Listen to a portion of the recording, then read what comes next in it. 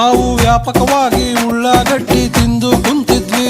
ನಿಮ್ಮ ಹೆಜ್ಜೆ ಸಪ್ಪಳ ಕೇಳಿ ಠಕ್ಕನ ಎದ್ದು ನಿಂತ್ಕೊಂಡ್ವಿ. ನಿಮಗ ಶೇಕು ಹಣ್ಣು ಕೊಡಬೇಕಂತ ಕೈಯ ತೊಳ್ಕೊಂಡ್ವಿ. ಬಸಣ್ಣಿ ಬಾ ಬಸಣ್ಣಿ ಬಾ, ಬಜಾರು ನಮ್ದ ಇವತ್ತು. ಬಸಣ್ಣಿ ಬಾ ಬಸಣ್ಣಿ ಬಾ.